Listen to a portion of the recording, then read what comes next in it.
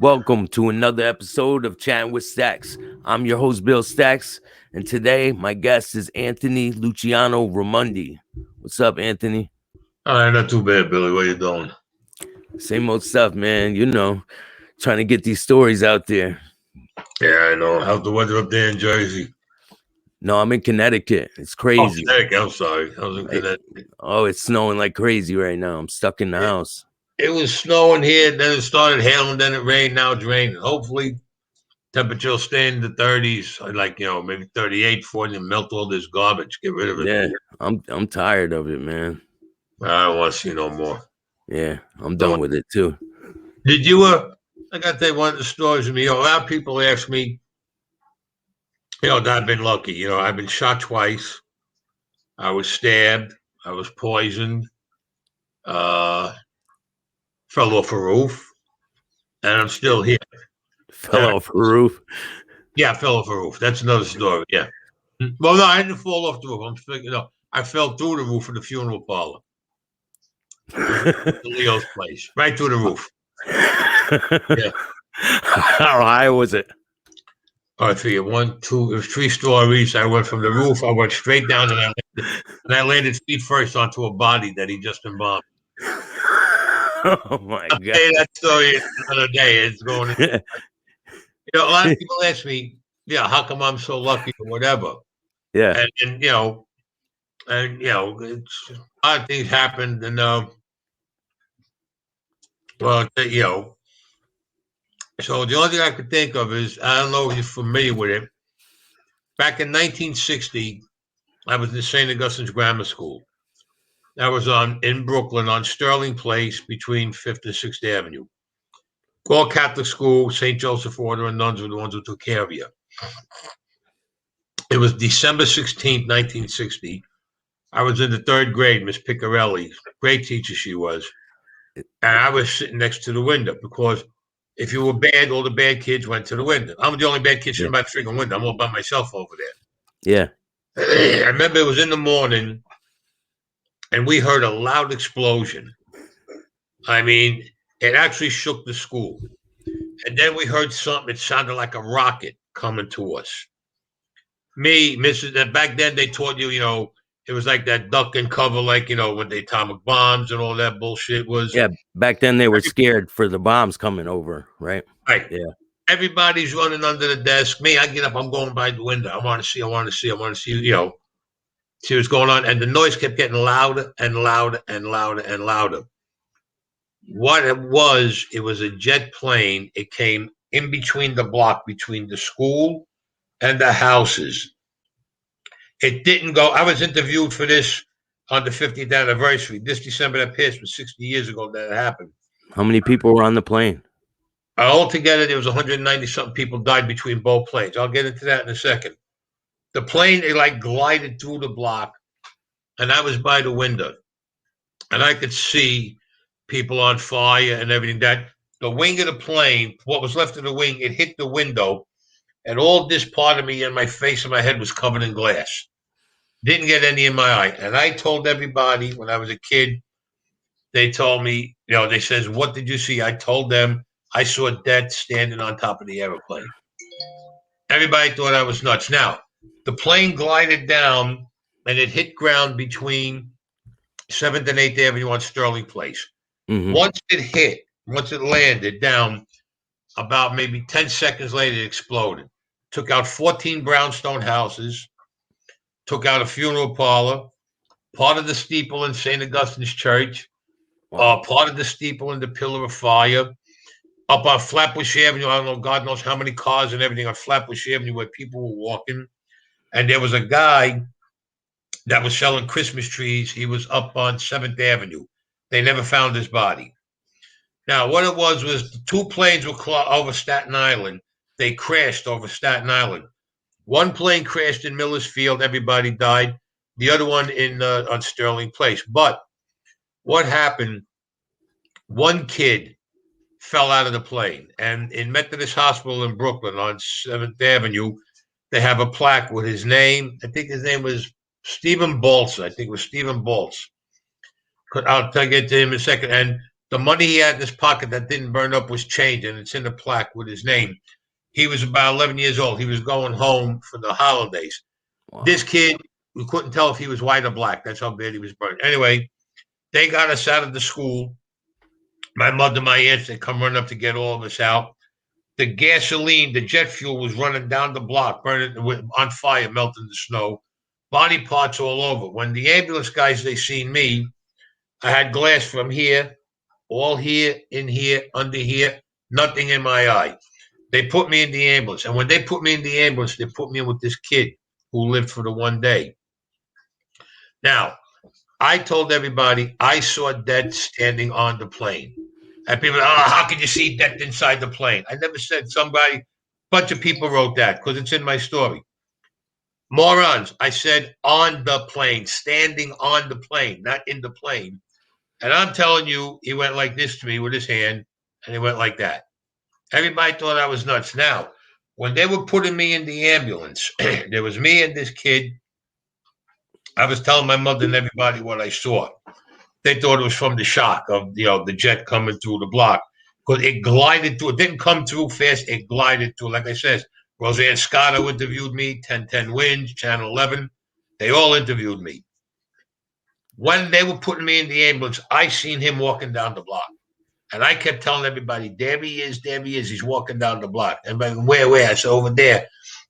No, they didn't see nothing. He turned, and I'll tell you how he looked. He had the robes, like the monk's robe, but he wasn't a skeleton. The skin was like very tight on his face, like almost like if you put saran wrap on over the bones. And you could see Yeah, the yeah. features of the bones, and the same thing with his hands. And he wasn't carrying no sickle like you see in the thing, He was just walking like that. And he turned around, looked at me, and he smiled, and he went like this to me again. And I just seen him going down the block, and he disappeared. Now, my mother and father, they took me to psychiatrists for 2 years. Every station I went to, oh God, they must have took me to like about 7 different psychiatrists. Every psychiatrist had the same thing to say. They said either he convinced himself of what he saw, that I convinced myself of what I saw, or two, I really saw what I said I saw. Yeah. Or they couldn't find anything wrong. I have that story in my book, in book 1. But all those people died that day, so who knows? Everybody died. Everybody died. They missed the school, but like I said, when the jet came into the block, what was left of the wing hit the window, and all the glass came in my face. When I got into the hospital, the doctors in Methodist Hospital, I was brought to Methodist Hospital. The doctors looked at me. They couldn't believe how no glass went into my eye or in my eyelid, but all around the eyebrow, all the forehead, the side of my face, all even underneath the cheek and my lips. Nothing went in my eye. They cannot understand how it didn't go in my eye. Yeah, that's crazy. And that was, I said, the only thing I said, that's the only thing I can think that's saving me. For what is he saving me for? I have no freaking idea. Because, like I said, I got shot here with the bullet here. I got shot in the side when the war started. I got stabbed when I was in Nam by my scout. I'm going to tell that story. I was poisoned by a guy that me and him didn't get along with, and he poisoned me in my drink, and I survived that also. What did he put in your drink? Put cyanide. And you made it through? Yep. And the doctor said the reason why I made it through because I had so much alcohol in my system, he said. Swear to God. That's what he said. Anyway, I'll get into it with that story. And like I said, when I ran across the roof, I was chasing somebody, and my cousin Leo had the funeral parlor, and I went first, second, right down to the ground floor. I mean, straight like a bullet, straight down. Didn't break anything, but I got my legs were screwed up from the formaldehyde when it came out of the guy's body when I crushed his chest. I was already dead. What am I supposed to fucking do? He fell on top of a dead guy. Oh, forget about it, dude. Feet first. Feet first. But I gotta tell you, you asking me about Wild Bill. You asked me about Bill Catullo. Yeah. I used to have remember I was telling I used to go back and forth to Connecticut, me, my cousin Mac, and we were Billy Grasso. And we used to pick up the ribbon from him and the money. go back to Brooklyn, and then Monday mornings I used to get in my car and I used to go up to Rockaway Boulevard. There was a gas station that they had up there, and it was Big Joe T, and it was Billy Fingers. Well, not Billy Fingers, it was Billy Catullo. He was up there. And I used to bring him the ribbon. The ribbon is like what the receipts were, the bets that came in and out, and everything. And then I bring him the cash. And I spent about maybe 2-3 hours. Me and Billy would spend about 2-3 hours hanging out, just talking, bullshitting here and there. Because every Monday, like clockwork, I had it. Because, like I said, we used to go to Connecticut, and I used to meet with Billy Grasso. Now, there are two Billy Grassos. One Billy Grasso, they killed him. His own people killed him. They whacked him in a van. And this was his cousin, Billy the Boxer, I call him, because he looked like a boxer. He was involved in bookmaking, Shylock, and everything. So me and my cousin Mac, we either go Saturday night or we'd go Sunday morning. We should go to Connecticut. We should go to Darien. This is exit 11 on 85 North. There was a Holiday Inn. And we always had this table that we sat at. And so we sat there, and, we used to see Billy used to come in. We sit down, discuss what we had discussing, change everything around, make our exchanges. So there's one day I walk in, me and my cousin Mac walk in, and we sit down. And I don't know, my cousin, he went to make a call or something, and a girl comes over to me. She goes, "Can I speak to you?" Yeah, what? Yeah, what can I do for you? She goes, "Listen," she goes, "during the week, my boss was here, and he was with two guys, and she goes, and they will buy you a table," because she took me away from the table. I says, "Yeah." She goes, "They opened up the wall, and I don't know what they done, and then they closed it, and I know they had some type of equipment with them."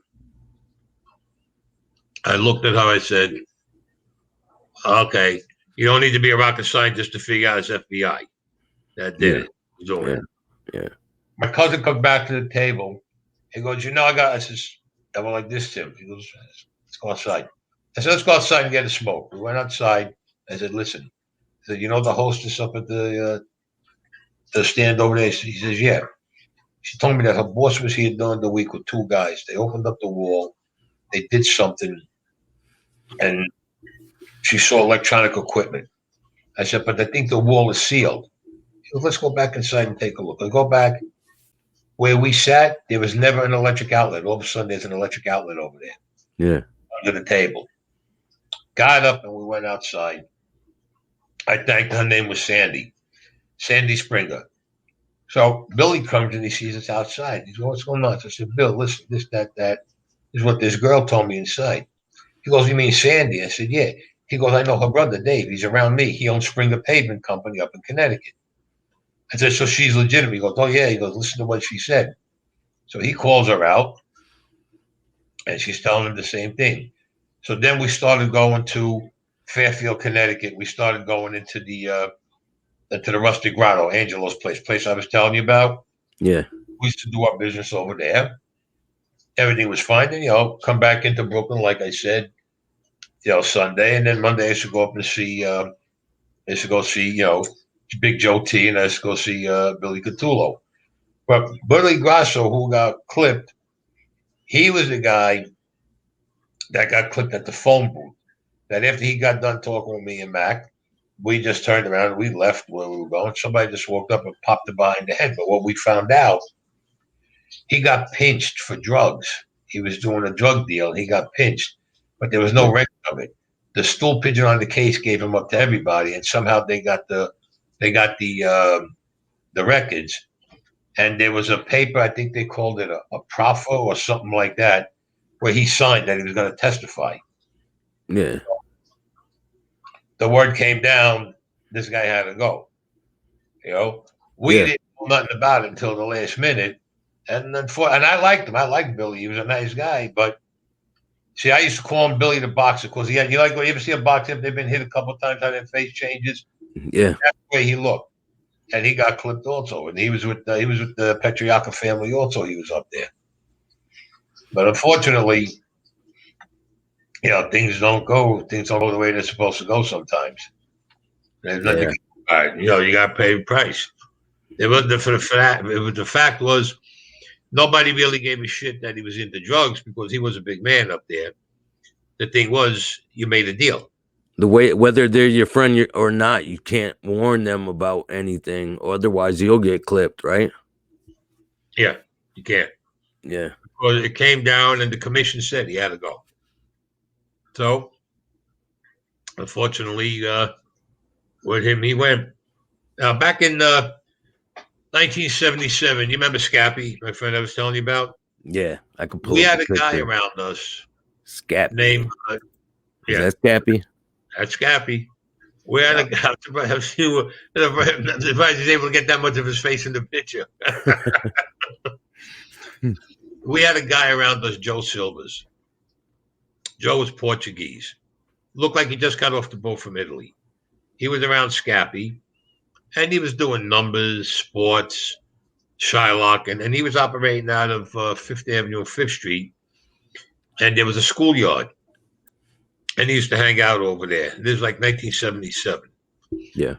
and he'd hang out over there, and take care of his business or whatever, and then bring everything over to Scappy and everything. So one day, Scappy calls me up. He says, "You coming down today?" I said, "Yeah." He goes, "Let me meet you by your house instead." I said, I knew something was up. For him to come to my house, said, "Let's meet at your house instead of the club." So I said, "All right." He comes in. He says, "Listen," he says, "you know Joe Silvers very well." I said, "Sure." He says, "He's a good friend of yours." I said, "Yeah." He goes, "Is he dealing drugs, Anthony? Tell me the truth." I said, "Scappy, no." He goes, "God, don't lie to me." I said, "Scappy, as far as I know, he's not dealing drugs and he's not fucking with drugs. He likes to drink like we all do, but," he goes, "All right." He goes, "Just keep an eye out and see." I said, "All right." About 2 weeks go by. Scappy comes back to me. He says, "Listen to me." He says, "Is he dealing drugs?" I said, "Scappy, I told you." "No, as far as I know, I don't see him dealing any drugs." He goes, and he brings this guy Kevin over, and this guy Kevin says that he cops off of Joe Silvers. He's getting drugs, he's getting heroin and shit off of Joe Silva.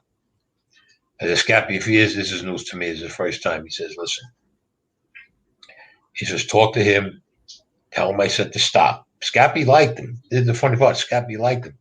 He says, "Tell him I said to stop." He says, "He knows you. You're a good friend of his. You can, you know, smoothen it out." Yeah. I said, "All right." I go see Joe Silva. "Hey, Joey, we're doing good. Come on, let's go get something to eat." So I pick him up, and we go down to Two Tom's Restaurant on 3rd Avenue at President Street. I says, "Listen, Joe." I says, "We got to talk." He said, "What?" I says, "You fucking dealing drugs?" "Nah, what are you, crazy?" I said, "Listen to me, Joey, before it goes any further. Scappy came to me once and asked me, and I told him he wasn't. Now he came to me again, and he told me that you are, because there was a guy, Kevin. You know the guy?" He said he copped off you. I said, "Listen, let me tell you something. If you're doing the drugs, stop." Scappy told me to tell you, stop. He likes you, you know that. You know that. Otherwise, somebody would have already approached you in a different way. I said, "I'm Yeah. telling you, no, seriously. You're making plenty of money. You got the numbers, the sports, everything. You're making a ton of money." I says, "Come on, you can't. If you do, you got to stop it."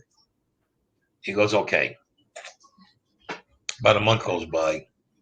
Scappy calls me in. He says, "Listen," he says, "I'm still getting reports this guy's dealing." I go, "Didn't you tell him?" I said, "Scappy, listen, I told him point blank. I told him he's got to stop. I told him about Kevin. I told him, if you don't stop, then somebody's going to approach you and it's going to be a totally different way." And he knew what I meant. They're going to pop him. Hmm. Is I'm getting reports he's still fucking dealing. I said, "Scappy, I'm telling you." So I sat up on the avenue one day. There was a friend of mine had a van. I'm in the van. They had blacked out windows. They just bought, and I'm watching him. I didn't see nothing. No drug transactions, no nothing. Scappy goes, "All right." So Scappy comes back. I go back to Scappy. I tell him nothing. The guy who was with me was with Scappy, and he said, "Scappy, we didn't see a damn thing." Okay. A week. 1 week. He says, "Anthony, this fucking guy, he's dealing fucking drugs. I don't want drugs." But Scappy wasn't going back to prison for nobody, especially for fucking drugs. So he gets a car, go up on Fifth Avenue. Back then we used to tint the windows black, remember? Yeah. Tinted them black. He's sitting there. We're all sitting there. And sure enough, we see the fucking deal go down. Oh I god. says, "Motherfucker." I says, "Scappy," he said, "I know you didn't see it." And he goes, baby Gene didn't see it. This guy didn't. Nobody seen this fucking thing. He says, you warned him more than once. He warned. And then he tells me, Scappy, he goes, warn him again. I looked at Scappy. I said, what? He said, go warn him again. Scappy really, really liked this guy. He like this guy was like a son to Scappy. Seriously. Yeah. Said, tell him what we saw. I said, Joe, listen to me. I go, hey, what's up? I said, listen, stop with the no, you don't understand. I'm not doing. I said, Joey, listen to me. Scappy fucking seen you. I seen you. Baby Gene seen you. Preacher seen you. Everybody fucking seen you last night. Stop. Scappy likes you. He says, otherwise you wouldn't be fucking here. You gotta stop. All right, I did, but I'll stop. Okay, fine. Now it's like the end of June, and Scappy tells me, he goes, he's still fucking dealing. I said, Scappy, what am I gonna do? I said, I told him everything you told me. I said, what am I supposed to fucking do over here? I said, seriously, I'm doing everything. He says, don't worry about it. Word comes down 2 days later, Joe Silva's got to go. Whack him. I said, he's got to, he goes, he don't want to stop. He goes, and he's around me. They pinch him, he gives me up, what they think I'm doing, he goes, I'm going away. Yeah. Okay. They're trying to figure out how they can get close enough to get him to clip him. So, there was two guys that was very close with Joe Silva's, and they told him, you have to do it. The one guy was driving, okay, fine, but the guy who had to do the work was giving him a little bit of an argument, and Scappy told him, you got to do it, end the story. Yeah. You got to do it, end the story. Remember one thing, you want to be over here, if it's your best friend, if it's your brother, I don't care if it's your father, when it comes down, you got to do it. The stories I hear, Scappy was no joke. Scappy was no fucking joke, man. Hot, we used to call him. That was one of his nicknames. Yeah, that's Scappy. So the guy who's trying to, the guy who has to actually do the work is trying to wrap his head around.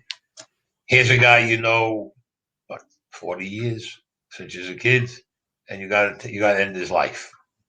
It's a hard fucking thing when So what happened? It was 4th of July, 1977. Well, no, it was July 3rd, 1977. Car pulls up on 5th Avenue, and Joe Silva's hanging out. It's about maybe 2 minutes to 12, 1 minute to 12, before the clock kicks over to 4th of July, to July 4th. Yeah.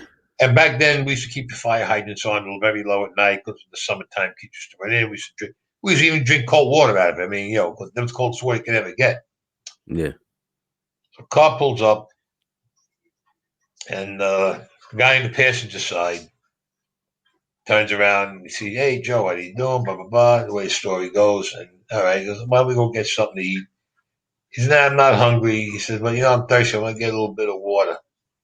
So he bends down Joe Silva's from where the story goes. He's got one hand on the fire hydrant, and the other hand he's putting water in his mouth because he was dry. He was thirsty.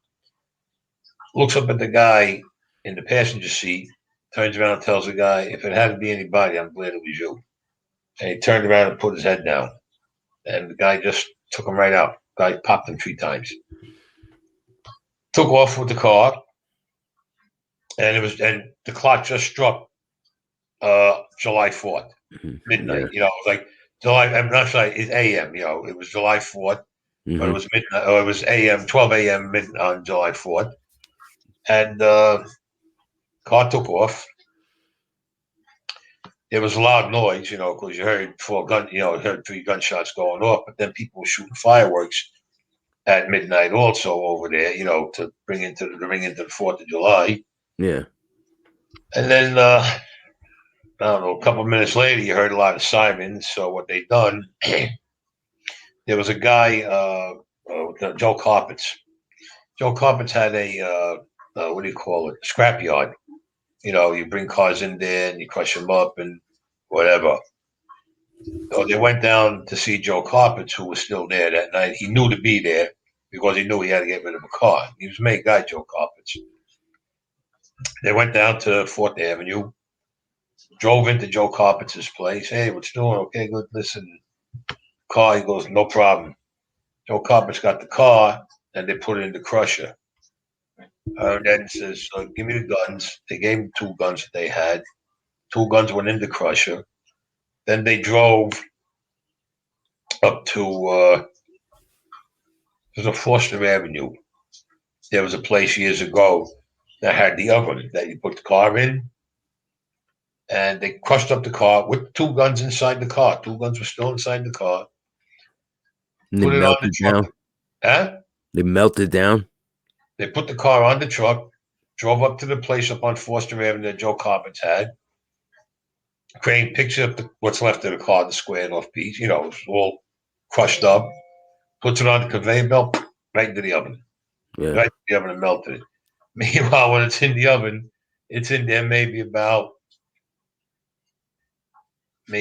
2-3 minutes. All of a sudden, you hear pow, pow, pow. The bullets were going off inside the thing. But the thing is so thick, the oven, the bullets didn't penetrate. It was made like you heard about fucking 15 shots went off. Because the guns were automatics. Yeah. You heard them explode in the fucking oven. Everybody started ducking. And Joe, don't worry about it. It can't go through this. This is 3 inches of solid steel. Then we got the fireproof and the flame-proof and the flame retardant and everything. Don't even worry about it. Yeah, don't even worry about it. Don't one of us gonna do with a fucking bullet that'll find it open. It goes 2 fucking inches. Anyway, next day, guy goes down to see Scappy, the guy who did the work. Scappy looked at him and he says he heard about it. It was on the news. And they just looked at each other as if to say, there's like, it had to be, it had to be. But neither one of them were happy. Scappy wasn't happy about it. And the guy who did the work wasn't happy about it. I got to tell you the truth. But Scappy was close. Scappy was close with Greg Scarpa, right? Oh, yeah. Oh, fuck yeah. Oh, yeah. Scappy was real close with him. Yeah. And which, believe me, Michael Francis wasn't. Trust me when I fucking tell you.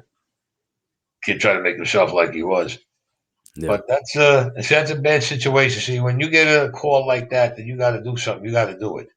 Even if you're not, if you're a friend, you're a friend. When I say a friend, that means a made guy. If you're a friend and they give you an order, you got to take the guy. It could be your brother. It could be your brother-in-law. It could even be your father. You got to do it, especially if you're a friend. Now, if you say, "Oh, I can't do it," they'll tell you, don't worry about it. I understand you can't do it. It's your brother, your cousin, your friend, your father. Okay, fine.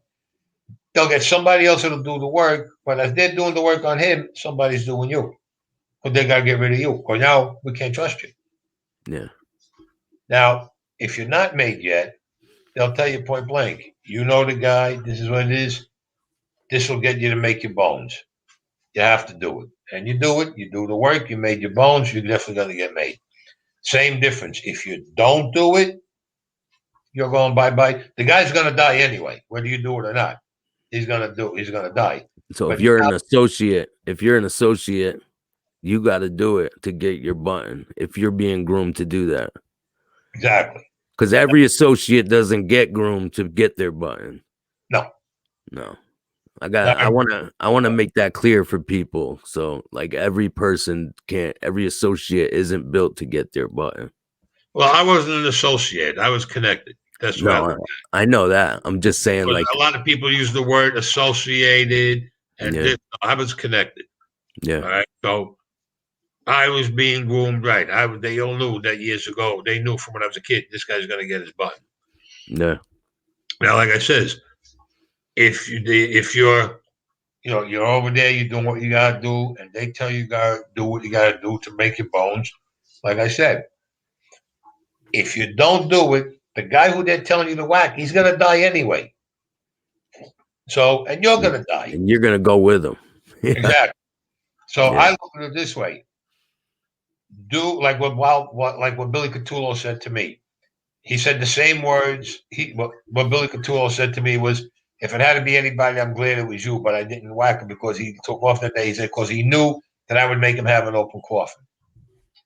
Yeah. Which meaning that if I get an order, you're a very dear friend of mine, and I get the order to clip you, all right, I'll clip you, but I'll make sure you have an open coffin for your fist. I'll shoot you in the heart. You understand what I'm saying?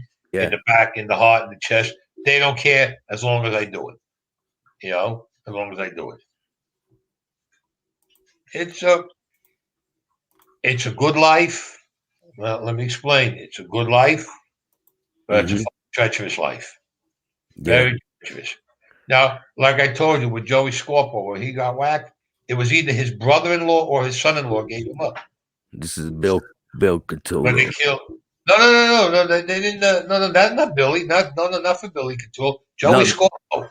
yeah, Joey Scopo. I got his picture here, don't I? Joey's the one who got clipped up in Queens. That was Ralph Scorpo's son. Ralph was the head of SMA Concrete with the union. Yeah, Ralphie Scopo. Yeah. Right. Now, not everybody knows that it was either the brother-in-law or the son-in-law. I put this in book 2. I'm letting it out in book 2. This is the first time it's ever being let out, and I'm letting it out on your show. Nobody ever knew this. It was Yeah. because it was either the brother-in-law or the son-in-law. I don't remember which one it was. Gave him up when he was coming home and how he was coming home. Yeah. So this is you giving him up. You didn't get the order to kill him. Now follow what I'm telling you. You didn't get the order to kill him or anything like that. You went to these people. He went to Carmine's side and said, "Listen, I'll give you Joey." Carmine Persico, right? That's right.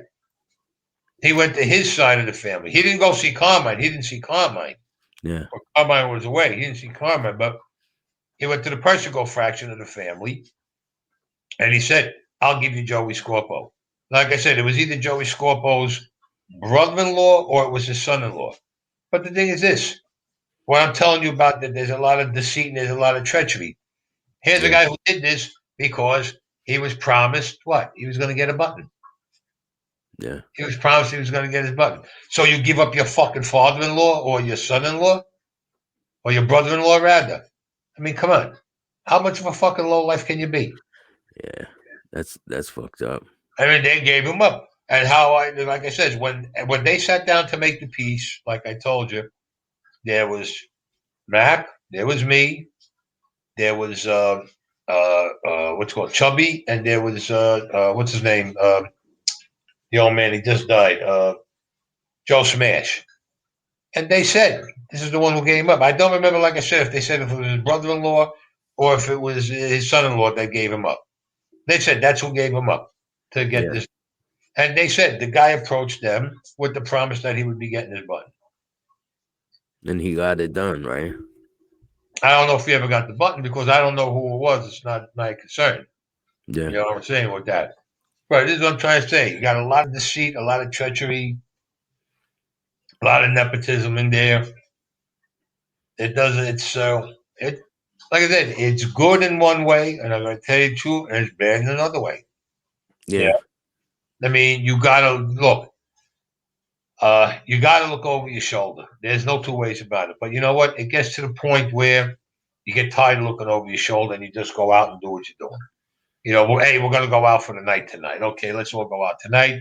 We're going out partying, taking our wives, girlfriends, drinking, or whatever. I'm not going to keep looking over your shoulder all night. Yeah. When the war is on and there's trouble, then you know you got to look over your shoulder every minute because you never know where it's going to come out of. Could be your best friend. Like the two guys that shot me when they started the war. They were friends of mine. They were friends of mine. I got it in book 2. I'm putting it in book 2. I'll tell you quickly with that. I was with Uncle Buster, Gunga Din, Buster Striano. Yeah. And I got the rumble. I just come out and I heard about there was going to be the war, that the war was starting to go on. So Buster tells me, he goes, "Where are you?" I said, "Come on, Buster, I'm on Junior's side." He says, "What the fuck, you kidding me?" But that's where Buster was, on Junior's side. Me and him are talking. Car pulls up. Two guys I know. I didn't know them long, 35 years. Went out with these guys with their girlfriends and my girlfriend. Spoke to them when I was in prison. I used to call them up. The guys, everything. Hey, how you doing? Good, fine. How you doing? Good. But guy pulls out a gun and shoots me right in the fucking side. Right in the side, I get shot. Yeah, and you know these guys. Huh? And you know these guys. Over 30 years, went out with these guys, used to come to my club and party in my club. We used to go out to eat together, dinner together. And When I was in they had it set the up. They prison, had it all set up. They were gonna kill you. they were trying to. Yeah. They were trying to. They were on the other side of the family. They went on the other side, the side with what's his name, Joel Case and them. They went on that side over there. But who expected this? And these are guys that I knew for a long, long time. Yeah, it's like I said. It's like I said. Everybody thinks it's all peaches and creams. Yeah, and it's not. When things go good, it goes real fucking good. I gotta tell you, it's fantastic. When it goes bad, man, you gotta scatter for the hills. Seriously. Yeah, because your So, life could be over. mhm. Your life could Real be fast. over in a heartbeat. Yeah, real quick. Your life could be over. I had a, I have a funny story to tell you. Alley Boy gets in touch with me. It was about 1978. He says, "I want you to go up to Utica Avenue." He says, "There's a guy Carmine, there's a guy Sal, a guy named Nicky." I says, "Yeah." He goes, "They owe me 30 grand." He goes, "And they got to give me the juice, which is 9,000." He goes, "I want the money and I want the juice and fuck these guys." That's all right. I go to Utica Avenue, go into the place, go upstairs. Carmine here, yeah. Nicky here, yeah. Nicky. Sal here? No, no Sal. All right. Listen, I'm here to pick up Ali's money. I go, what are you talking about? I need to pick up Ali's money, 30 fucking grand and another $9,000 for fucking interest.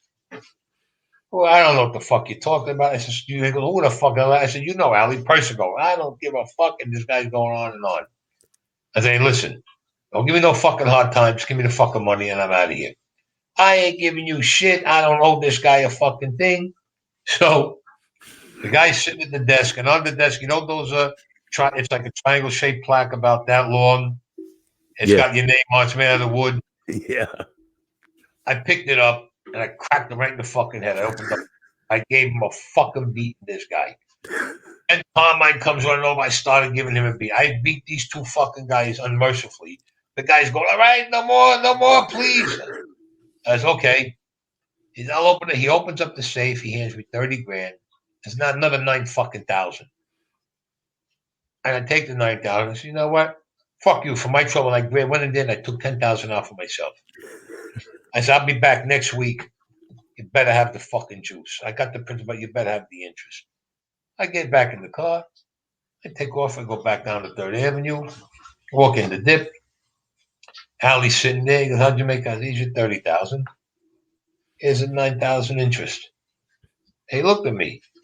So I said, oh, and I said, by the way, I took 10 grand off the guy for myself. So he looks at me, Al. He goes, okay. I said, but every week I told him I'm going to go pick up the money. He says, okay, great. With that, out of the 9,000, he takes out 3,000 and says, here, this is for you. I said, I just took 10 grand of him. He goes, it's for you. Don't worry about it. Okay. Next day, he calls me up. He goes, come by my house. I got to speak to you. I go, well, yeah, what's up? I think it was Sal called him. It was Sal or Nicky called him. He says, you never came to pick up the money. What are you talking about? I said, I went to the fucking place on Utica Avenue. I said, I got the key. He said, where do you think I got it from? He goes, where'd you go? I gave him the address. I went to the wrong place. I swear to God, I went to the wrong fucking place. Wrong place.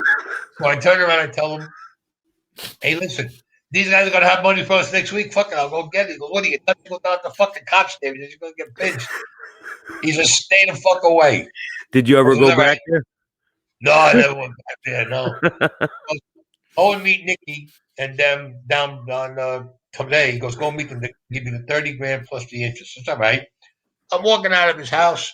He turns around. He goes, come here. I said, what? He goes, here's another 3 grand.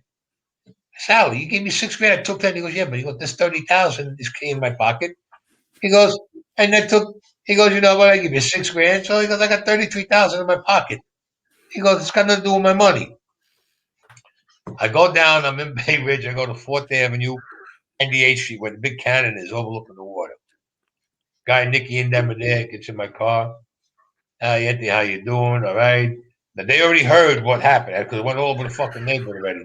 He Yeah. says, here's the 30,000. That's okay. He goes, here's the 9,000 interest. He goes, and here, this is for you. This is for me. He hands me an envelope. 7,000. I said, what's this for? It's for your time and trouble. I says, okay.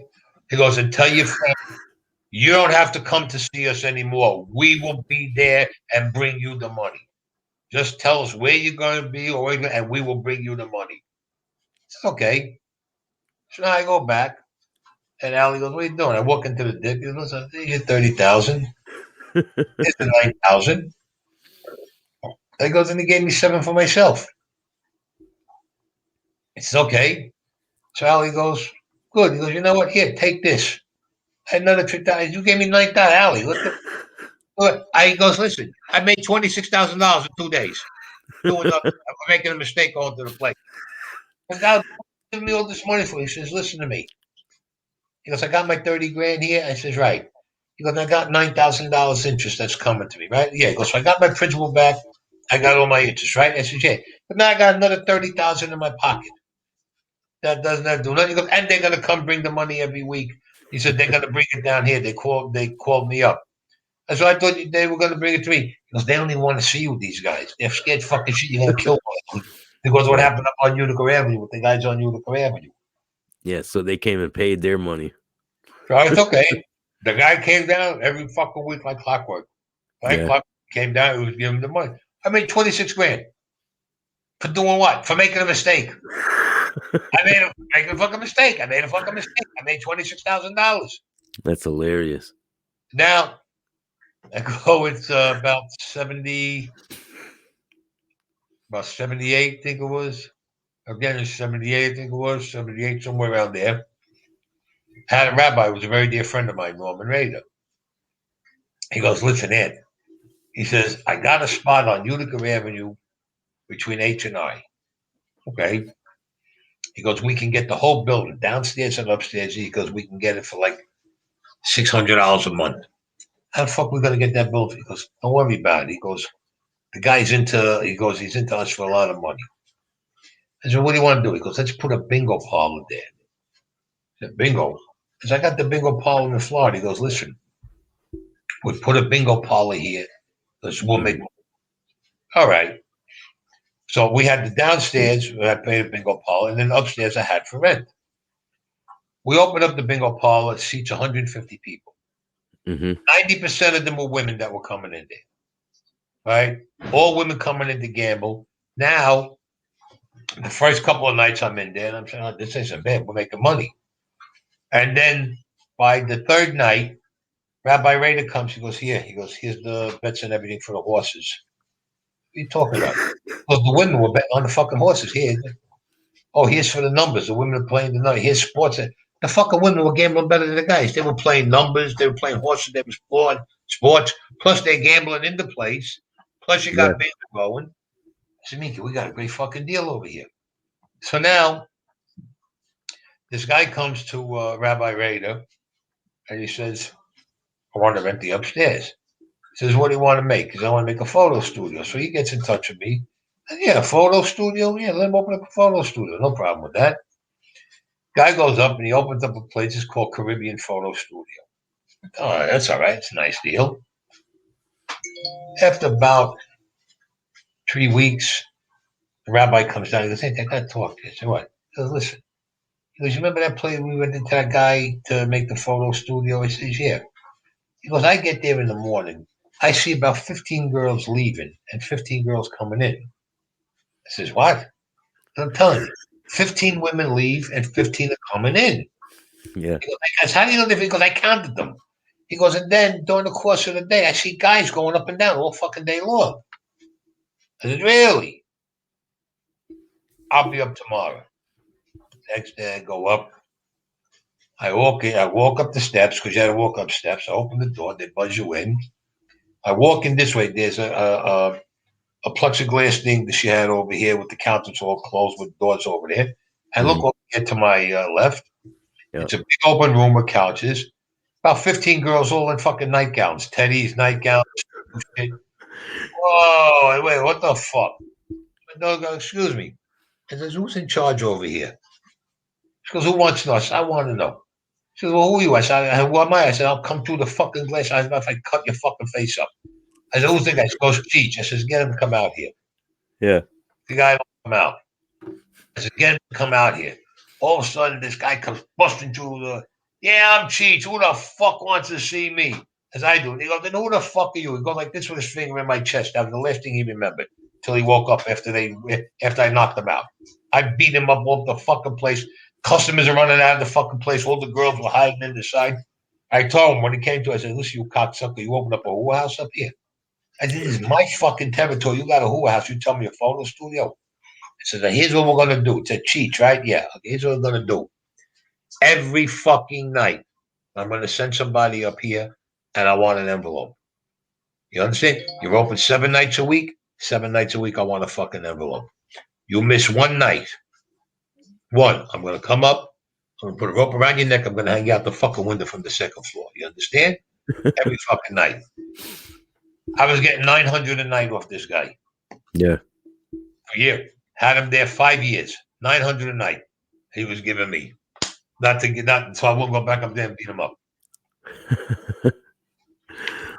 He got to pay his rent on time, right? Called Caribbean Photo Studio. The place was. Place was like. Place is unfucking real. I couldn't. When the guy has the fucking balls, you open up a fucking whorehouse up here, telling downstairs photo studio. Downstairs is a bingo parlor. Yeah, we got the bingo parlor downstairs. Just the thing we had over there. Wow. It was crazy, boy. I think I was one thing I remember, a little not so funny, but when I was in Nam and we had just got done with Savoy Company, I was telling you the story. Mm-hmm. And we had to go to I think it was Play Cool or Coochie. I think it was Coochie we were going to again because we used to go back and forth. I had to go there, and there was a what's it called? There was supposedly the Viet Cong had scouts and everything over there, so we had a scout. And this scout, we used to send him out. He'd score like 200-300 yards ahead of us, see if there was anything that we'd move up. Yeah. On the way to Coochie, I think Coochie we were going with him. He comes back and he says, "There's a patrol, a 3-man patrol." That's okay. Captain Bass tells me, strap up. He says, you know what to do. That's okay.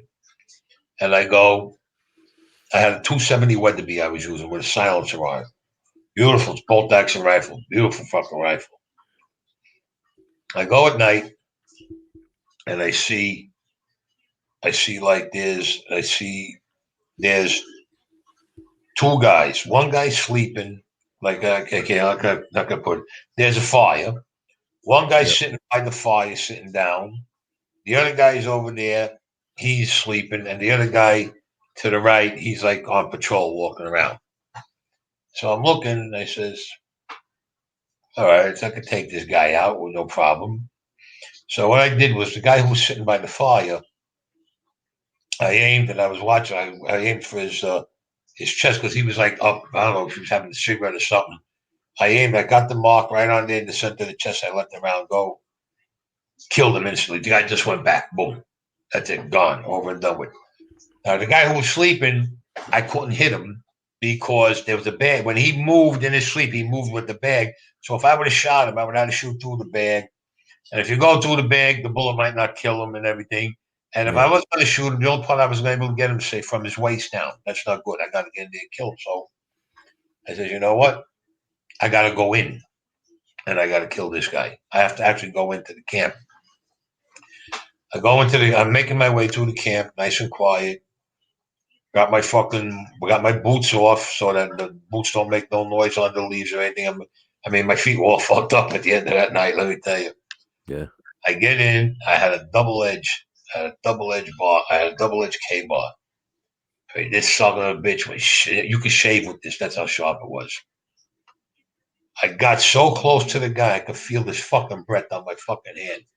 All he did, this guy, was he opened his eye. That was the last thing I cut his throat from one side to the other. I cut him from one side of the throat to the other, and then I stabbed him in the heart to make sure he's gone.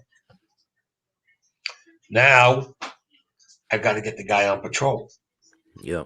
So now I got the rifle. I go back, I get the rifle, and I'm looking for the guy, and I spot him. This guy knew what he was doing because this guy was going back and forth, and with the rifle on the ground, he was going back and forth, and every now and then he would stop. It's like he knew somebody else was there. I'm creeping up behind him, nice. I'm walking like I'm about maybe let's say 15 yards away from him, but and I'm watching him through the scope, and he walks, and then every time he took a step, I took a step. That's what I was doing. He took a step, I took a step. Now he was only 15 yards away. I could pick him off easy with the rifle. There's no problem with that. But I wanted to make sure I got a directly. I wanted to kill him, get it over with, not miss, and then if there was any patrols in the area, big patrols, Yeah. his gun goes off. They're gonna be on us like fucking shit on stink. You know what I'm saying? Yeah. Yeah. It's all right. I'm walking. I'm getting closer to this guy. I'm about maybe 10 yards away. Now I can see he's like walking, and then all of a sudden I go to step down. I hit a fucking branch, and you hear the snap of the branch. The fucking guy. I'm standing up in the shot. This guy just goes right down. Goes right down immediately. Didn't hesitate. I go down. Now I'm looking up to see if I can see this guy. I'm down about 5 minutes. All of a sudden, I hear something, and I get the scope, and I have my rifle aimed up, and I'm looking through the scope, through the brush, and I see he starts to come up. The guy, he's coming up slow. Yeah. So I get up slow, and I gotta be real, real careful. And I'm holding my rifle like this, and then he takes a step. I took a step. When I took a step again, you could hear the leaves, and all of a sudden, he just went right down. I says to myself, "This guy's fucking smart. This guy, he may be a Vietnamese, but this guy's no fucking dummy. He knows what the fuck he's doing." I said, now I gotta watch out that this motherfucker, when he goes down, he don't circle back around and fucking clip me. Yeah. Now I'm waiting there. Now this time I didn't go down, so I'm staying up. I said, when he comes up, I'm gonna just let him fucking have it. A couple of minutes go by, all of a sudden, I see the top of his head, his helmet. Coming up a little more, a little more, a little more. And I've got a beat on him, right? I got a fucking beat on him until I see he stands all the way up. When he stood up, right, now follow me. I'm like this with the rifle ready to pop him. He picks up his rifle. He's turning this way, which meant he was going to turn around and face me. I caught him right over here in the side of the neck with the first shot. Right in the side. I blew half his fucking neck out. The guy dropped like a fucking zombie. He was still alive. I walked up to him. He was still fucking alive. I want you to know something. Because you could see when his throat was open, you could hear like that with the air, with the breathing. Yeah. Just put the rifle down by his head. One more right in the back of his fucking head. That was it. Got back to the base camp. I got back to my camp rather.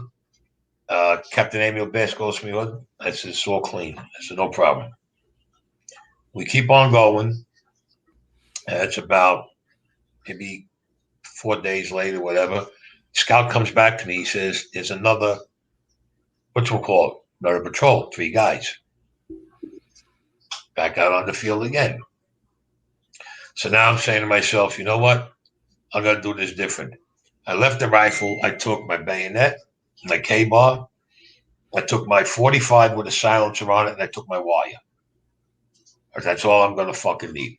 I stripped down. This time I did it differently. I stripped down. I had, instead of boots, they were like padded cushions we used to put underneath the feet. I put that on, and I had the grease paint. Now I got my shorts on, my military shorts, the regular, like for when you're in combat, they put shorts on. T-shirt, everything on me else is in fucking grease paint with black. Mm-hmm. I go in, now I'm hunting these guys. I catch one guy. I see him by the tree, leans up against the tree, whether I don't know if he was either stopped to take a rest or he was going to light a cigarette. That's perfect. I come up behind him with the wire like this, and I wrap it around his neck, and I pull. I cut through his vocal cords, his windpipe, his fucking head came off. I almost fucking I cut right through the bone. I fucking jumped back with the head popped like that. Wow. Who gives a shit? He's dead. The other guy that I was going to get, I had the 45 out, and this guy just walked right past me. I'm standing there, and like he's just walking, like he didn't even fucking see me. I just picked up another pop, pop, it. Down he went. I said, wow, this is fucking great. Now, number three, Yeah. I hit somebody fucking behind me, maybe could have been 5, 10 yards, but not even 10 yards behind me. I hear somebody. I just says, I hit that fucking ground so hard, you think I got fucking shot. I Yeah. didn't fucking move. What I done, I put my back up against the brush. This way I could see if anybody's coming. If anybody fucking come to your direction, I fucking let him have it. Nothing. I'm there like 15 minutes. Not a fucking thing happens. Yeah. Now I start moving around. Now I'm moving and I hear somebody else moving. And I spot him. I spot this guy and he's like fucking like this, looking in the ground. He's got a bayonet on his fucking rifle and he keeps pushing it into the bushes and stabbing the bushes with it. Yeah. Figure if somebody's in the bush, he's got to catch you with it. And if you stick somebody and they go, all you got to do is pull the trigger and you shoot them off. So Yeah.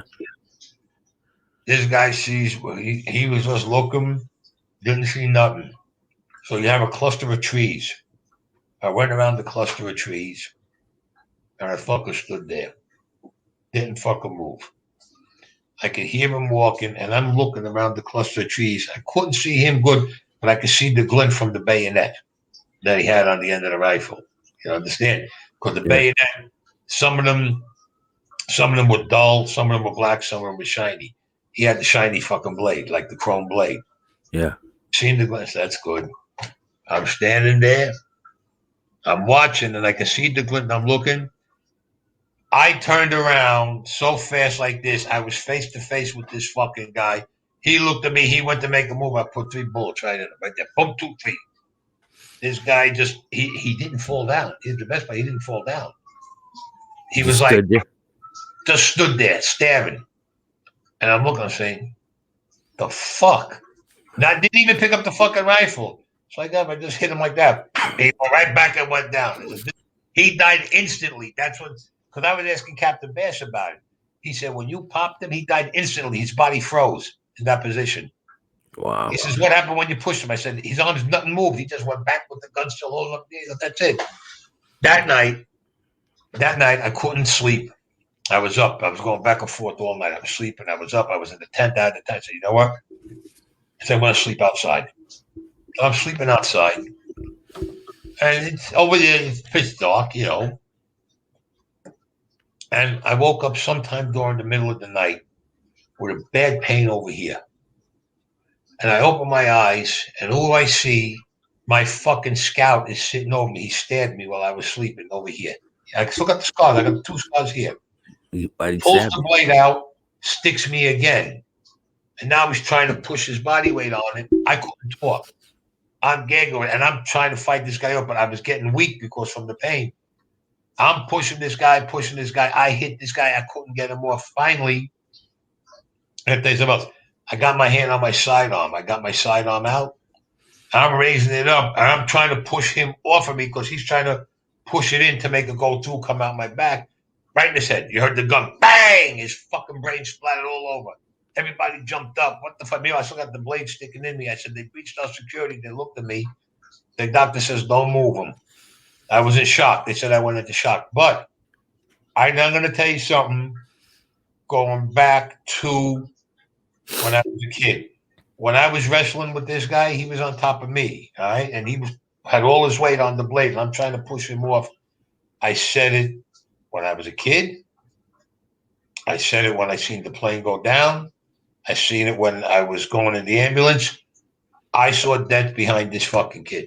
And I don't give a fuck what anybody tells me. I know what he looks like. It is the same image I seen those 2 times when the plane crashed. And I said, when I seen that, next thing I knew, I had the gun out and I put it right this and I blew his fucking brains out.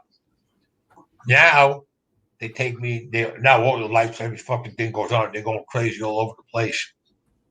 Bring me in they bring me into the medical tent. He said, well, I still got the blade in me. So now they take the blade out. Okay. Now we got to go inside. What do you mean you got to go inside? We got to go in and clean it out. Put me to sleep. Can't put you to sleep. We have to reserve that stuff to put you to sleep for the guys who got the bullets in them that we really got to go in and cut Oh them. man. Okay. Now what? Yeah, take a hit on this. This shit's good, boy. I was fucking getting zooted. Now they come up, and I never get Hanjo Foreseen, Master Sergeant Fuji comes up with a fucking leather belt full of you'll put in your mouth. What? You put in your mouth. Okay. Put in my mouth, goes, bite down on it. Now I got guys holding me down. He goes in with the fucking probe. I almost flew off the fuck. What happened? It was I flew off the fucking table and took them with me. I was on the floor from the fucking pain. Says, gotta do it.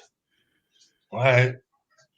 The fucking I'm biting down on the belt, which I fucked up my teeth. That's how come I have all these new front teeth in from years ago. I bite down on the fucking belt. He goes in and he's like gotta dig it out. Our fucking pain was like fucking real, I'm telling you. Then he gotta go into the second Istanbul. So in the first one, what he done, he put the Novocaine, some Novocaine in there. So I really didn't feel it that much now. Now he goes to the second one. Mm-hmm. No Novocaine. And they clean it out. Now, here's the fun part. Now he's gotta cauterize it. Yeah, no fucking kidding. I said, why can't you stitch it? Again, we gotta use the stitching for People with gunshot wounds. cut open who'll be okay. Now they put the shit on me like this. And I said, well, it stings. He says, yeah, that's all right. And they put it on. I said, it stings, man. What the fuck? Captain Bass goes, that's the least of your problems. I said, what? And the guy touched it with the fucking thing. And forget about it. I passed out from the fucking pain. I fell off the table. I passed out. They brought me to, and it was all like cauterized. They bandaged me up, put the bandage on. And that was it. I was laid up for a week. They laid me up for a week. And then after that, we're back out on patrol again. Yeah. I still got the two scars, one here and one right underneath it. What year was that? My scout. He was my scout.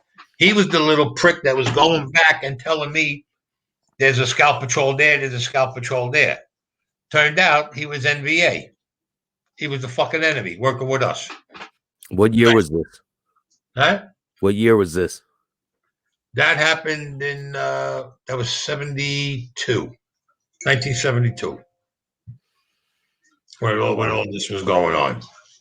I said, that was fucking lovely. We made so many campaigns. Like I was in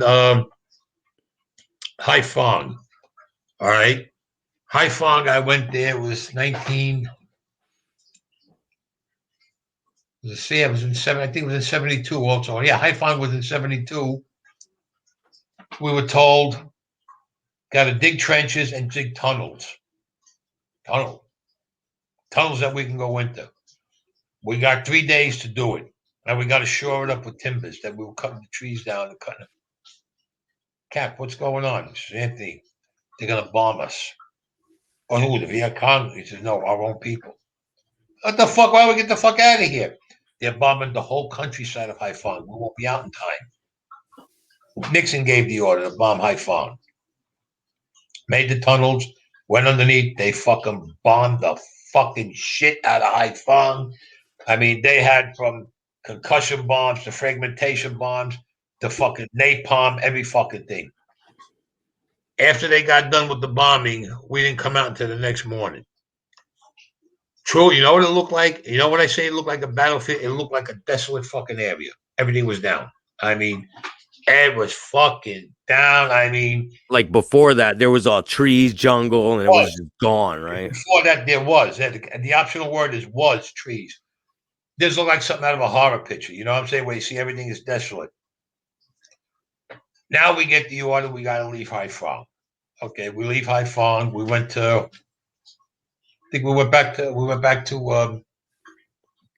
think we went to Vietnam. They got to remember. See, everybody thinks that Cambodia and Vietnam is the same. It's not. You know that they're two different areas. Yeah. All right. Now we go to Vietnam. Now we're in Vietnam. We did reconnaissance, got some prisoners and stuff. Did some more killings, which, that was part of the course. Now we got to go back to Haiphong. So we're talking now, it's like, see, we got bombed. They bombed us in April. Now this is in November. We get to go back to Haiphong. So we get back there in December. And I'm going back and holy shit. The fucking, you guys see how quick the trees and the plants and everything, the fucking grass and everything grows. You would not even think that anything was hit. I said, it's got to be fun. I said, ain't this where we said, yeah, look how fast the stuff goes every fucking day because of all the moisture and everything. Yeah. Now, it's, Christmas Eve is coming. Good. So the chef, the guy that we had, the cook says, yeah, I'm going to make us some special. Okay, fine. We get the order. Back underground. We're bombing Haiphong on Christmas Eve. You got to be motherfucking kidding me, right? Nixon gave the order again. Bomb Haiphong on Christmas Eve. Back under fucking ground. But before that, we had 24 hours. Because we had to put more beams and timbers underneath in the tunnels. Put them back in. But they only bombed Haiphong on Christmas Eve. They bombed us only for like about 8 hours. Not the whole 24, 8 hours. So we waited again about another 7, 8 hours, came back up. And again, it looked like a fucking desolate fucking area. That was the last time I was in Haiphong. I never went back to that fucking place. Yeah. I said, next time they tell us we got to go to Haiphong, I said, send me someplace else. I says, I don't even want to fucking go here.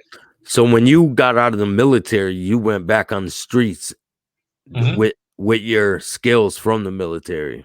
Oh, yeah. Yeah. So you brought that with you. Oh, and I brought a lot of weapons with me, too, from there. Yeah. Yeah, I had a lot of fucking stuff I sent home. But, see, when I left, I still owed the government because I had signed up again. See, what happened, after I'd done the 2 years, everything was good. My record was expunged with that prick from that prick Sally Burns. I signed up for 9 years. I said, because I wanted to become, I wanted to be the fucking, I wanted to be a fucking Marine. I wanted to make this a thing, what's a career. Career, yeah. But when in 1975, when they turned around and said they were giving the country back to the Viet Cong, I went fucking bullet. That's when they put me in the psych ward in Washington, D.C. I said, no fucking way. Yeah. I don't even want this. I want out. And Mr. C reminded me, he said, you still owe me like over 5 years. You remember that? Okay. No problem. Once I'm done, I said, no career over here. I said, we're giving them back the country after what the fuck we done here. And all the guys we know that died and people that we know that died and friends. I said, no. I had no fucking way. So they came out and I left. But now what happened, I told you a bit about Omar Herrera, what we've done, right? I didn't get into the whole thing. No. I got the case going, and I got convicted by Judge Edward Arnier. And they said he was the most liberal judge going. The motherfucker gave me 20 years. All right? Mr. C comes in. I'm already locked up, and I'm in the prison. Mr. C comes in, speak like I thought. He spoke to the DA, everybody. They didn't know. The judge didn't know who Mr. C was. He had no idea who he was. And then they turned around and they explained to him who he was. And then Mr. C turned around and explained it to the judge nicely. Let him out. Give him a probation. Otherwise, you don't see tomorrow morning. You're threatening a judge. He says, no, I'm making a promise. Now, Mr. C was with the CIA. He was the top spook for the CIA. Okay? Mm-hmm. You know this guy was somebody. Now, you remember I told you he is the most dangerous man alive? Mm-hmm. Okay. You remember a movie called Lethal Weapon? Yep. Okay. You remember the one with, what was his name? That crazy fucking actor. Gary Busey? Yep. All right. You remember when Gary Busey puts the flame under his wrist? Yeah. You remember that scene? Okay. Yeah. Mr. C, he copied Mr. C for the movie. Mr. C used to put a flame under his arm like this. Burned the skin. It was fucking black. The man never broke out in a fucking sweat. He never shook, no nothing. He'd get done. He had a salve. He used to put the salve on it, put a bandage around it, continue his day. The next morning, I looked at it. Half of it was already fucking healed. He puts the salve on it again. Wraps up the next day. It's completely healed. That's what this guy. Wow. This guy a lot of philosophy. Like he got me to read the book by Sun Tzu, The Art of War. What some fucking book this guy wrote. Yeah. I mean, he wrote Yeah. this book out how many hundreds of years ago. The I tactics he read. has in we use now. I read it when I was in prison. Some book, Yeah. right? Yeah. Good Yeah. fucking book. It's a great book. Anyway, Mr. C gets me out. He says, "Come on." Like I told you, we went down to Florida. I got my guys that were in Panama City and all over the area. We had to go to Panama, and we came in. We landed in Panama Beach, and what we had to do was convince Omar Herrera, excuse me, to give the treaty to the treaty to the Panama Canal for 30 years to Jimmy Carter. And basically, he told Jimmy Carter to go fuck his mother. So we had it set up. We had military uniforms, all military guns, and 3 military jeeps. Now, Omar Herrera, here's how we traveled. The first jeep in the front had a driver and what they called an escort with a gun and a machine gunner in the back. He had the 50 caliber mounted machine gun. Mm-hmm. His car was a driver, the escort, his brother-in-law, and him. Okay. The third car behind him would have the driver, the escort, and the machine gunner. So we're planning this, and we say, you know what? We get the time that he's going along there, and we're going to be in the cars. I says, here's what we got to do. We got to get next to his entourage, and we say El Presidente, and we salute, but we'll have military uniforms on. Once we can get the cars even, we open fire. I said, the first guy's got to get taken out, the machine gunners. First 2 guys, the machine gunners got taken out. I had Brian O'Neill with me, and I had his brother Bobby O'Neill with me. Because they were with me in and Brian's in California now. He opens himself up a pot business. He's a sick motherfucker. Yeah. All you gotta do. Anyway, we had the uniforms, we had the jeeps, and everything was all set up. And I told him, I said, here's how we got to do it. First jeep, I had Carmine and them in the first jeep. I said, okay, I'm going to be in the second jeep, me and Brian. I said, and then Bobby got the back jeep. I said, the 2 machine gunners, they got to go first. Because if we don't get them first, we're dead fucking meat. You're talking about 50 caliber machine gun mounted on a tripod. It's belt. Yeah. They can shoot for hours with that. I said, okay. We got all the military uniforms on, got the holsters, got the guns, got everything. Have everything done. And we're driving through Panama City. All right. And we're passing other Panamanian, military, and they're saluting us because I had bars and I had stripes and everything, so I'm saluting back. Now, the way the Panama Canal is situated is on this side. The only way I can put it is like if you're facing it from the air, on the left side is all your land and your grass. Then there's the locks. That's the doors that open and close, and there's a walkway across here. Herrera used to drive over here on the side.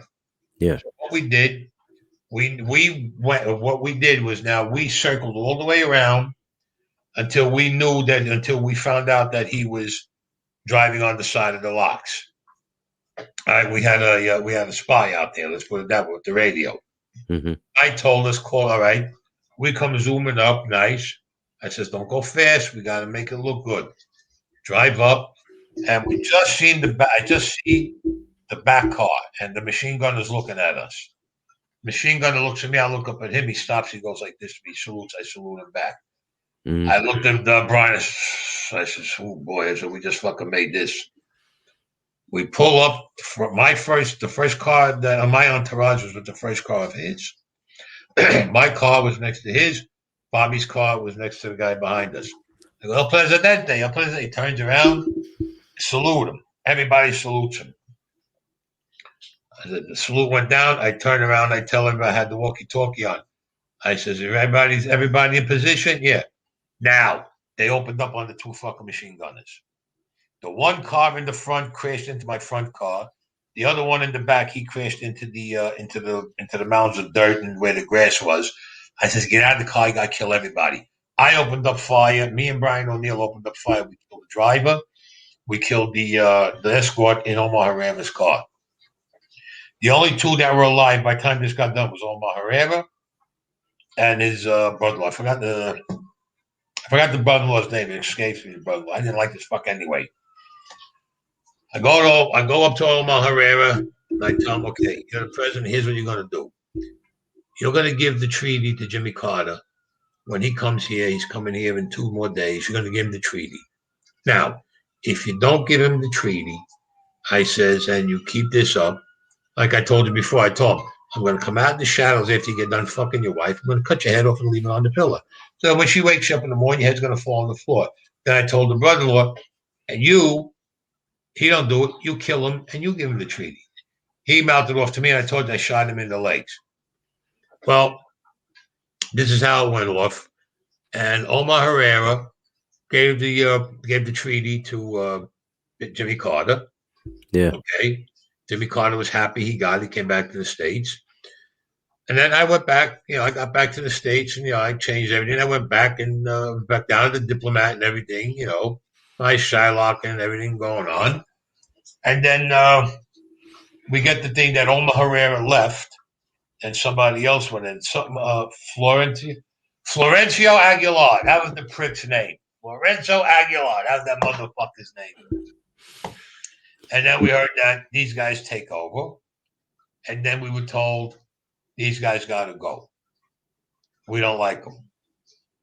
So I get a call. I go see Mr. C. I tell my cousin, "Listen, I'll be back in, I don't know, about a week, 2 weeks, 3 weeks, whatever." And I says, "How do we do it?" He goes, "Very simple." He goes, "I just want you to walk into the presidential office and kill him. Just walk into the presidential office and kill him." "And what about the guards?" He says, "Don't worry about the guards." I said, he goes, "Don't worry about the guards." It's okay. Me and Brian O'Neill get ready. We walk in. We got military uniforms. I walk in. I'm looking, and the guards go like this to me. I know the guard. And these are Panamanian guards that we know that worked with us. Somehow they switched them with the because again like when you're supposed to be on, it's your turn to guard and everything, like your time. They switched them with these guys. Yeah. I said, "We got a mate. We're just gonna walk in and fucking blast this cocksucker." They said, "Just kill him. Don't kill nobody else. Just kill him, and everybody else will get the idea." We walk in. What is the meaning of it? Boom, boom, boom, boom, boom. Never got the rest of the word. Everybody froze with us. Turned around, just walked out, and we went away. A couple of months later, guess what we get? The call. Got to get this guy out now. Another guy that they put in, they had to get him out. But you're getting paid for this, right?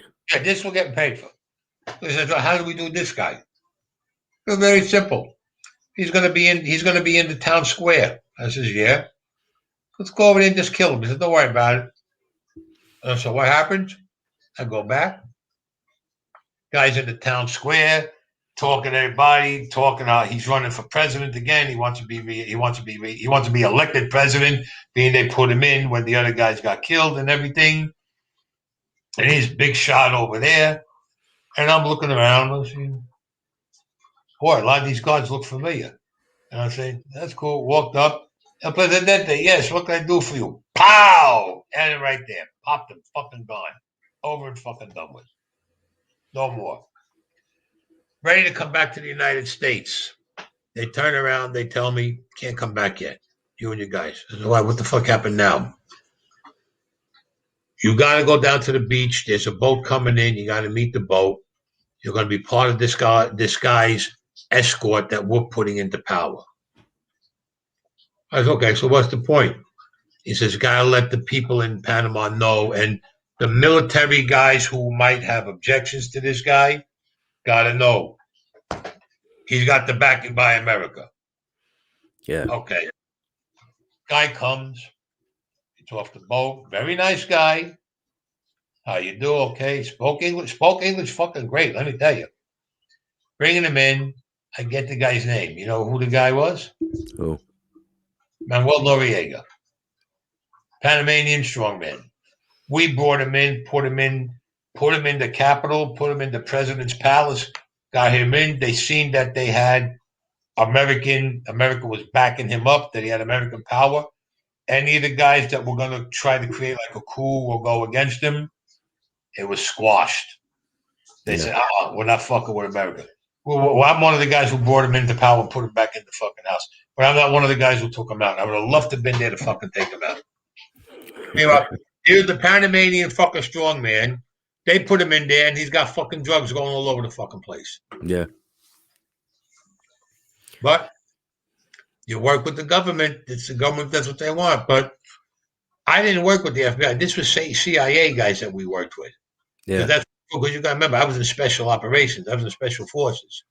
All right, now, do you think you know who Mr. C is? I mean, I know from what you told me who Mr. C is. That's him. Still alive. He's still alive. But like he turned around, he said, Anthony, he says, call me Mr. C. I said, why? He goes, because when your story comes out, they're all going to be coming down to my fucking ranch, wanting to take pictures. He goes, I don't want to have to kill any of these fucking people. I'm an old man. I want to live in peace.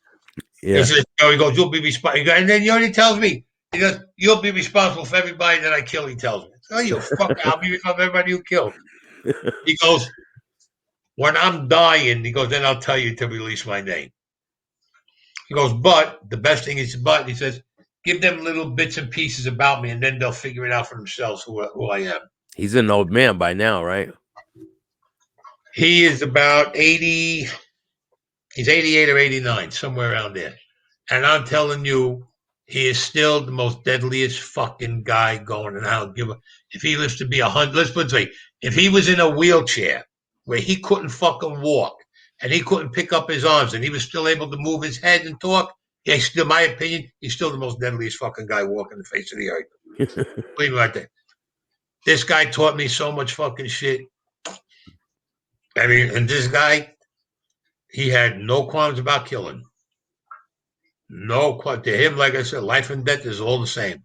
There's no, like he said, we're over here. Like we have prisoners one time. All right, I was in the Laotian border about 1973. In 73, we got a bunch of prisoners. Now there was an offensive that was going to go down, and we had to find out who they were, who was doing the offensive. And these guys were part of the guys who knew who was who. They don't speak English, supposedly. So I get the interpreter, nothing. So Mr. C's there, and I says, these fucking guys don't want to talk. So he tells me, he goes, do what you do best. I says, really? He says, do whatever you want to the guy. Make him talk. Make him talk. I says, there's no problem. He goes, I'm giving you the order. Do whatever you want to do to the guy to make him talk. I said, so I can't get into no problem here because, I almost got into a beef with the illegal kills and all that bullshit. He says, don't even worry about it. I'm giving you the order. He goes, I'm the boss here. It's okay. So I pick one guy out. You, up here. Gets up. I tie him to the tree. Put the rope around here, wrap it around the tree, tie it to his wrist. Tight. Tell the interpreter. Tell him, where's the offensive going down? Doesn't understand. I said, do me a favor. Give me the straight razor and give me the handheld torch. So they bring it over. Now all of them that's down looking at me. I turn on the handheld torch. I got the straight razor. I'm heating it up. Fucking thing's hot. Right on the skin. I start skinning them. Mm-hmm. This guy fucking screaming like you had no fucking idea. I take the thing away. I get the tape. I slap the tape right across his fucking mouth. I start skinning. You seen this guy? He almost broke the fucking ropes. Let me put it to you that way. Almost. And I said we had ammonia. I poured fucking ammonia into his openings. Guy wouldn't talk. This guy would not talk. I'm telling you, what I did to this guy, he wouldn't talk. So finally I said, this motherfucker won't talk. I said, you know what? So Mr. C says, take another prisoner. I said, what am I going to do with this guy? He goes, you know what to do. I took my gun out. I shot him in the fucking head. Cut him off the tree. They were looking at me. I go, nothing. You. Guy wouldn't come up. They had to grab him and tie him to the fucking tree. This guy was fucking panicking. Yeah. Started doing it with this guy. All of a sudden, about 10 of them come charging, and my guys pull out the guns. They wanted to tell us where it was. They gave up every fucking thing where the offensive was going down. Needless to say, we still had to kill all of them anyway, so we did it anyway. We shot all of them after we found out the information they gave us was correct. Yeah. Then we had the bomb. We had the bombers come in and they bombed it. Then Mr. C comes back. He says, "Take them all over there." That's all right. He goes, "You know what to do." I told Brian. Brian was with me, and Brian was with me. I said, "Brian," he says, "He's there. Let's go." We got them all and start popping them off. Just start popping each one of them. That's it. Killed every one of them. That was the order. That was an order. Guy gives you an order. I don't give a fuck what it is. You do it. You don't do the order, they'll get you treason. He'll shoot you dead in the fucking field. Yeah. So you got to do it. This is what it was. There was nothing. There was nothing. No more. No less you can do with that. You had to do it that way. Yeah. It was no fucking joke. Let me tell you, it was no joke over there. I believe it. It definitely was no joke. And then we wind up giving them back the country. But I still can't understand why we gave them back the fucking country. It's like all that for nothing, right? Yeah. All this nonsense for fucking nothing. But yeah, well, what am I gonna do? That was then. So, but we'll come back. We'll come back with more next time we come. And so tell people where they can get your book. They can get it on Amazon. They can get it on any brick and mortar store. They can go in and they can order it. And they can get it on iTunes. They can order it. They can order it on any internet stores, but especially like with Amazon, they have it. Amazon has it all. And like I said, if you have a bookstore that you like to go to, you can go in. If they don't have it on the shelf, you can order it, and you have the book in like 2 days. Called When the Bullet Hits the Bone. And then there's that. I got my podcast out now. Oh shit! Huh? Oh, I almost hit the wrong button. Yeah, and you got your podcast out.